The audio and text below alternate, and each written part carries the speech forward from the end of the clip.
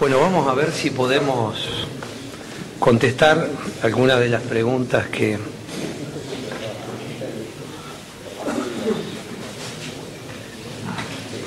quieran realizar.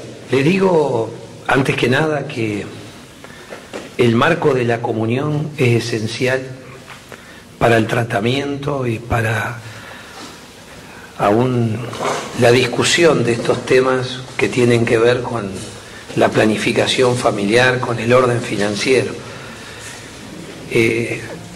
Nosotros precisamos como discípulos ser sensibles al Señor, sensibles al Espíritu. Hay algunos principios que a mí me gusta siempre afirmarlos con vigor, porque hay muchos que buscan el consejo para seguir haciendo lo que quieren y no reciben el consejo.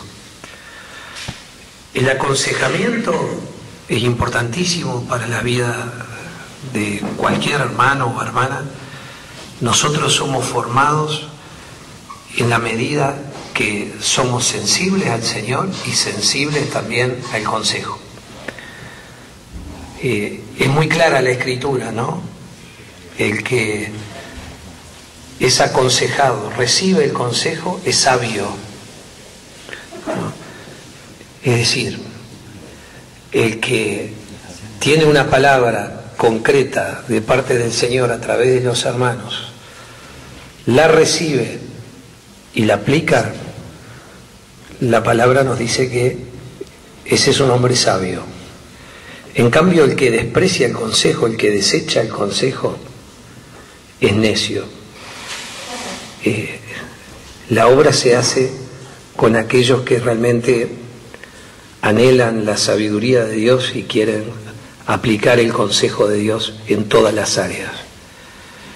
Y tenemos que confiar en la acción del Espíritu, porque la acción del Espíritu también está en el hermano que nos ministra, en el hermano que nos ayuda, en el hermano que nos sirve. Por eso no seamos cerrados. El gran problema que tenemos y que existe es que, primero, no buscamos el consejo. Un discípulo, un aprendiz, quiere saber, quiere tener la palabra, quiere escuchar la palabra porque quiere aplicar la palabra para ser como Jesús. El argumento, la excusa, son un freno, son un estorbo para el desarrollo espiritual. Le quiero decir esto, que lo deben saber, pero yo creo que una de las grandes dificultades que hoy estorban el crecimiento y el desarrollo espiritual son nuestros pensamientos propios, nuestras ideas propias, que a veces las traemos de atrás y que son las que nos paralizan y no nos dejan crecer espiritualmente. Y esto no solamente en el tema económico, en toda la temática que involucra la vida de un discípulo, y en todas esas áreas precisamos tener ese corazón manso y humilde. Es imposible ser discípulo si no está esta mansedumbre y humildad. Al altivo el Señor lo mira de lejos. Estas cosas, dice Jesús mismo, que son escondidas para los sabios y entendidos, pero son reveladas a los niños. Les digo porque estas cosas tienen mucho que ver con todo lo que a veces tenemos que resolver o responder en esta área financiera. Aclarado esto, acá hay una pregunta, dice: ¿es aconsejable pagar una deuda de un servicio, luz, gas, etcétera, con tarjeta de crédito? Porque el monto es alto, como último recurso. Más de 6.000 pesos, yo estimo que 6.000 pesos serían unos 12.000 uruguayos, sí, es una cantidad bastante importante, que probablemente tal vez sea más de un mes de consumo. Sí, sí, sí, casi 300 para nosotros. Porque ya también tiene el aviso de corte, es decir, la espada está aquí, ¿no? Yo creo que esto es un tema, porque me parece a mí, yo cuando a mí me pregunta alguien algo así en mi ciudad, yo digo, vamos a sentarnos. Este no es un tema para decirle sí o no. Es decir, esto yo sí diría, bueno, como último recurso, bueno, así resuelve el mundo. Yo creo que esto hay que, yo les decía hoy, sentarse y evaluar, ver cómo ha venido la economía hasta aquí. Porque en realidad el pago de los servicios tendría que ser lo primero.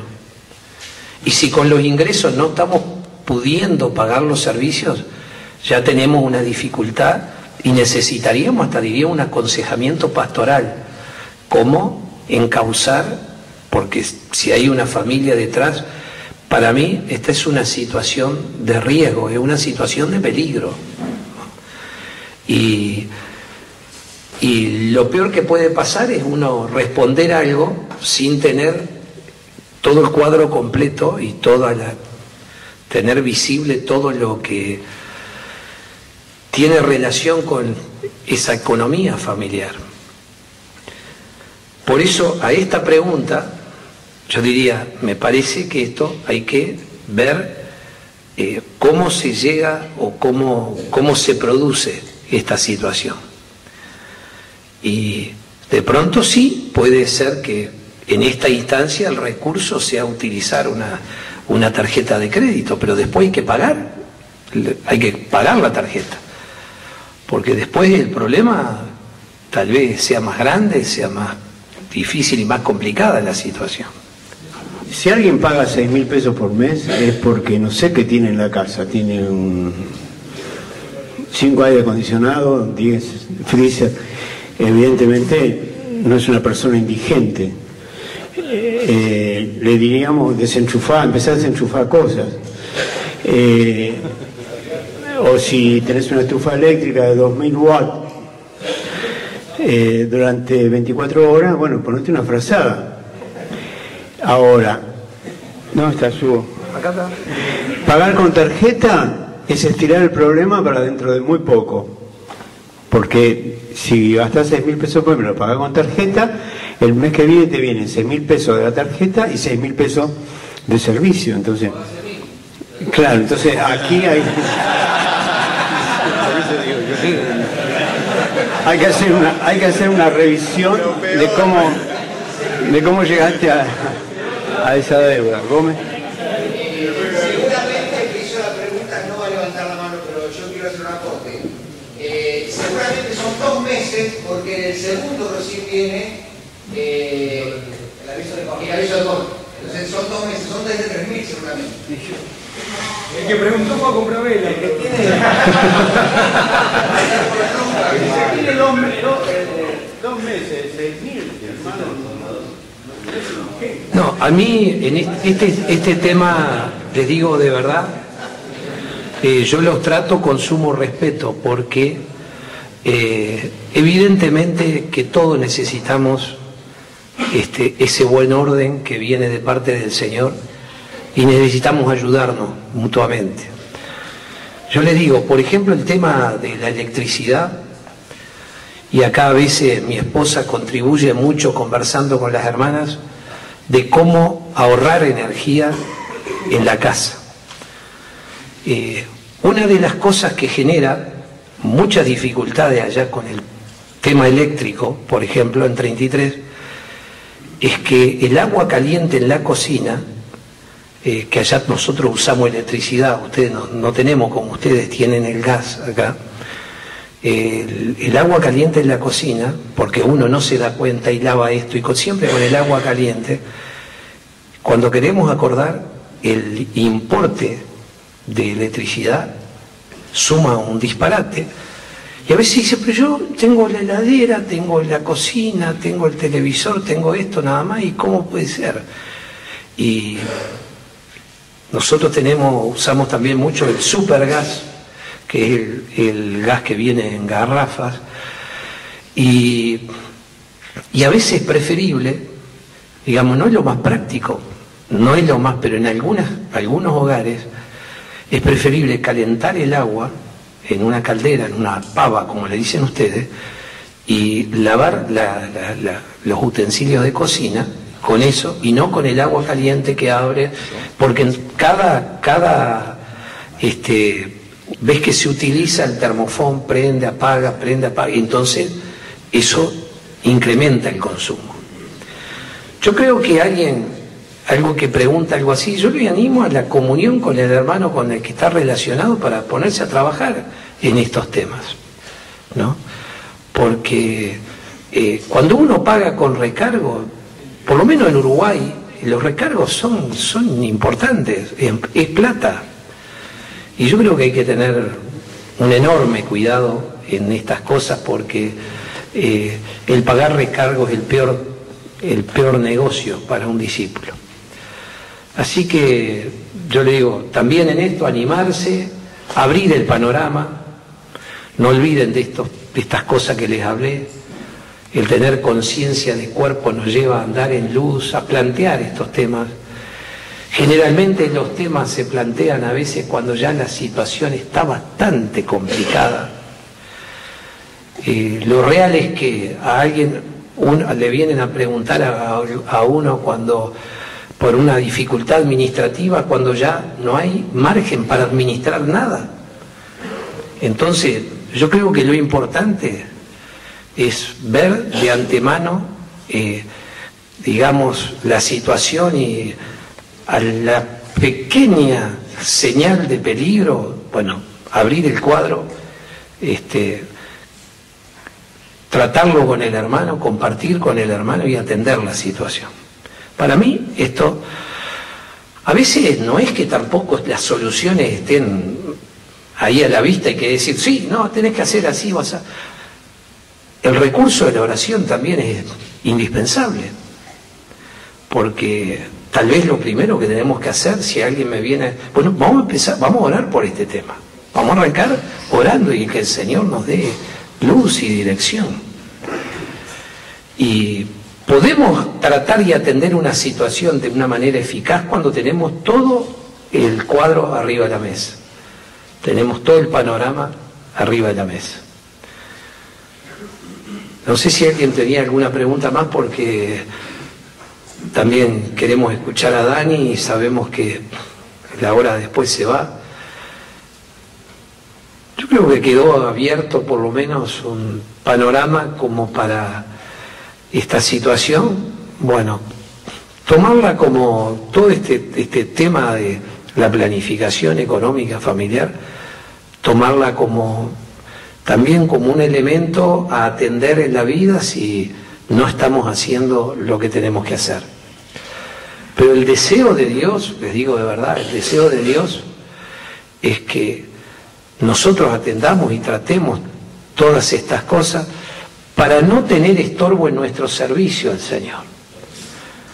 Porque la dificultad económica nos envuelve y es como una red y no nos deja avanzar, porque nos trabaja la preocupación, la mente, nos ocupa la mente, no nos permite andar en este disfrutar de la presencia de Dios todo el tiempo.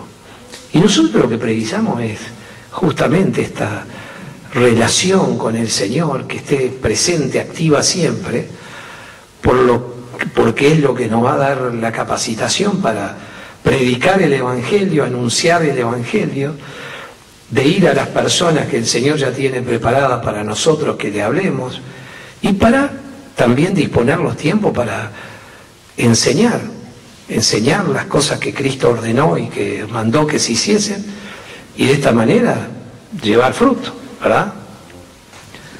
Sí, Daniel pregunta, una primera lista de los gastos fijos, ¿qué otra lista habría después con respecto a este tema? Yo no quise extenderme demasiado porque entiendo que aquí ustedes tienen un presupuesto, tienen un listado, digamos, ustedes han hecho hasta una planilla. Yo miraba que hace muchos años se hizo como una especie de planilla para anotar los gastos. Yo, para no demorar mucho, voy a leer cómo tenemos nosotros ordenado el tema.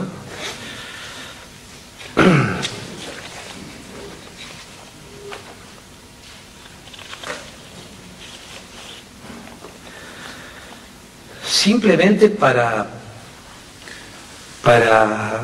las prioridades, para entrar en un terreno, luego que cubrimos los gastos fijos, cómo ordenar las prioridades. Porque tenemos gastos variables, tenemos gastos imprescindibles y tenemos imprevistos. Y muchas veces la prioridad de un gasto lo da la necesidad, porque de pronto, y aquí también tenemos que ir caso a caso, porque de repente lo que para vos es prioritario, para mí no, pero de pronto dentro de un tiempo para mí es prioritario y para vos no. Entonces, por eso yo creo que habría que determinar, y esto me parece bueno que cada uno lo haga, ¿no? Y cuando se sienta con la esposa, decir, bueno, vamos a establecer ese programa de gastos, de cosas que tenemos que atender, necesidades que tenemos que atender, cuestiones a resolver. Y ahí, en la comunión matrimonial y en la oración, ir fijando estas prioridades, ir estableciendo estas prioridades, porque también tiene que haber sabiduría aquí. Y el consultar a los hermanos siempre me parece a mí porque esto es aprovechar un tiempo. A veces los dos matrimonios conversando el tema, el matrimonio ejercitado, el matrimonio experiente, el matrimonio que ya ha recorrido con anticipación toda esta temática. Por ejemplo, ¿qué puede hacer? ¿Qué puede influir en la prioridad de un gasto? Por ejemplo, si hay hijos chicos, si no hay hijos chicos, si son más grandes, si los recursos provienen solamente del marido o del marido y de la esposa, o si hay hijos más grandes y ya hay un aporte a la familia también de un hijo que está trabajando, ¿no? Entonces, esto tampoco podemos decir que esto se puede hacer una receta inamovible. No, se necesita en este sentido la gracia y la sabiduría del Señor para poder resolver apropiadamente. Sí. La diferencia entre gastos fijos e imprescindibles. La diferencia entre gastos, por ejemplo, ¿vos qué opinás? ¿La comida es algo prescindible o imprescindible? Es imprescindible, pero yo no lo voy con los gastos fijos. Entiendo que cuando nosotros, por eso, para mí me parece que nos ayuda por una cuestión de orden, pagar primero todo lo que necesariamente hay que pagar. Y a partir de ahí, mirar, bueno, me quedó tanto dinero, con ese dinero, ¿cuánto dispongo para la carnicería? ¿Cuánto dispongo para la verdulería? ¿Cuánto dispongo? Ustedes creo que tienen claro esta planilla, ¿no? Es decir, mamá. Claro. Entonces, a partir de ahí, bueno, entonces, uno con esa planilla, yo me acuerdo que hace muchos años había una planilla que fue en un retiro de hace muchos años que tuvimos y que se hablaba hasta de una planilla hasta día a día, ¿no? Evidentemente que tampoco uno tiene que tampoco hacer algo tan sofisticado que finalmente te lleve medio día preparar las cosas, pero sí yo creo que después que uno ordena los rubros se vuelve sencillo. Nosotros tenemos un rubro para esto, un rubro para esto, un rubro para esto, un rubro para esto, y Después se gasta de acuerdo a lo que se estableció como monto para cada rubro en particular. Sí, el hermano preguntaba si cuando uno tiene la pretensión de ahorrar, ¿qué señal tengo si ese ahorro es lícito en el sentido de que un ahorro sano que no contiene ninguna contaminación de avaricia y cuando no? Y yo creo que esta es una cuestión que cuando nosotros estamos mirando al Señor y estamos, digamos, prestando atención a la palabra y estamos en comunión con los hermanos, yo repito esto de la comunión con los hermanos porque esto es básico, ¿no? Porque yo no soy lo que digo que yo soy, sino que soy lo que el otro dice que yo soy.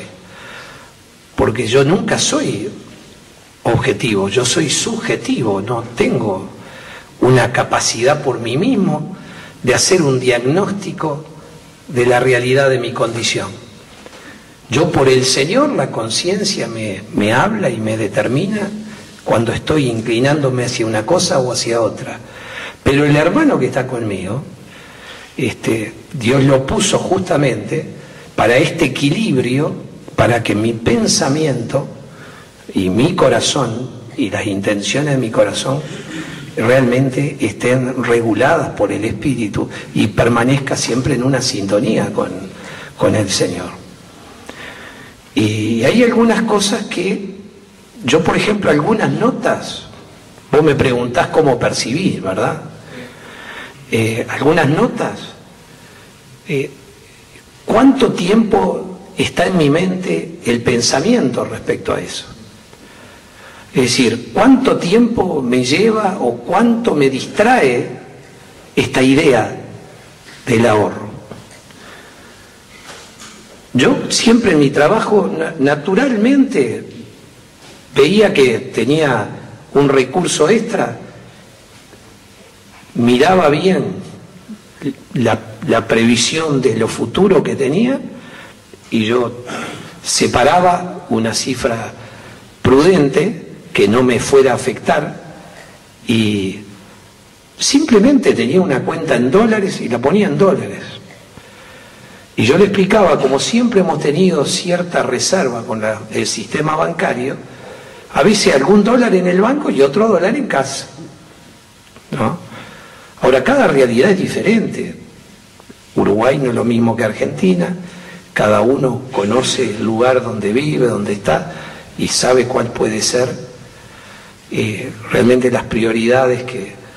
Ahora, cuidado con la ansiedad, por ejemplo.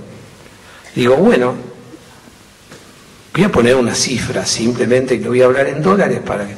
Digo, tengo $1.000, que $1.000 que fue una ganancia extra que tuve este mes. Entonces esa ganancia deposito los $1.000. Y de pronto, cuando quiero acordar, al mes siguiente estoy como encerrado para cubrir el presupuesto del mes siguiente. ¿Y qué pasa? Digo, bueno, no voy a sacar ese dinero, ¿no? Entonces me pongo en una postura y en una actitud, cuando yo lo que podía haber hecho perfectamente era haber depositado $500 y $500 lo dejo guardado. Bueno, si se precisan para el mes siguiente, estoy tratando de llevarte cómo mido yo a nivel individual, digamos, mi corazón, ¿viste? Porque todo es muy sutil, todo es muy sutil. Y yo veo que por algo la Escritura dice que a raíz de todos los males el amor al dinero. ¿En qué momento sé yo si estoy amando el dinero y cuando estoy pensando en mí o estoy viviendo para mí y estoy desenfocado del proyecto de Dios y de lo que el Señor quiere y de la manera que Él quiere que yo administre los recursos, ¿no? Él pregunta qué lugar tiene que tener la obra en el presupuesto. Yo creo que nosotros tenemos que establecer primeramente que este orden de Dios para yo poder realizar la obra tiene que estar bien plantado en ese proyecto de Dios y en la familia, que es de donde parte esa fuerza para poder realizar la obra del Señor. Es decir, para mí, si tuviera que darte una respuesta, yo hago la obra mientras estoy viviendo en este orden que Dios me determinó. No es una cuestión extra. Yo tengo que hacer la obra, tengo que estar trabajando, predicando el Evangelio y haciendo discípulos, pero es imprescindible para este buen servicio al Señor que yo tenga bajo control mi economía. Mi economía y todo lo que tiene que ver con la obra, con la casa. Hay gente que por ejemplo, dice, no, pues yo tengo que ahorrar porque yo no puedo salir a hacer esto o hacer lo otro si no tengo esto primero. Y muchas veces se condiciona, muchas veces con lo que es el pensamiento particular y personal. Cada uno condiciona. Por ejemplo, una situación que se da muy común, de parejas que se casan y dice, bueno, no podemos tener hijos hasta no tener casa propia, no podemos hacer tal cosa hasta no tener esto, no podemos, es decir, como que siempre están condicionando, ¿no? Y realmente nosotros tenemos que vivir con libertad, con esa libertad que nos concede el Espíritu, tenemos que vivir la vida y en esa libertad del Espíritu. Nosotros estamos en el régimen nuevo del Espíritu. No sé si me comprendés. Entonces, este régimen nuevo del Espíritu me lleva a mí a disfrutar de esta libertad que tengo en Cristo Jesús para ordenar mi vida conforme al modelo de Jesús, a vivir la vida y el estilo de vida que Jesús con su ejemplo me mostró, seguir todas las indicaciones apostólicas en este sentido. Y mientras tanto estamos sirviendo. Que este es otro punto también que nosotros el año pasado trabajamos mucho entre Yedré, con distinguir lo que es un verdadero servicio. Porque a veces se le llama servicio a mucha gauchada, nosotros le decimos gauchada, mucha piernada le decimos allá, cosas que en realidad no son servicios. Y que a veces no solamente no son servicios, sino que no contribuyen al orden en la vida del hermano. Entonces, esto, yo le decía a Daniel, esto no se agota en 2 horas que podamos conversar o 3 horas que podamos conversar esto realmente lleva la vida y esto hay que tratarlo y hay que transmitirlo y esto es algo que nosotros tenemos que acostumbrarnos a hablar. Este tema administrativo es un tema que realmente es esencial. Somos administradores. Téngannos los hombres, dice Pablo, como fieles administradores del Señor. Es decir, tenemos que ser diligentes y fieles. Y esto demanda un comportamiento, una postura y demanda un esfuerzo. Y lo tenemos que procurar tener y lograr, ¿no?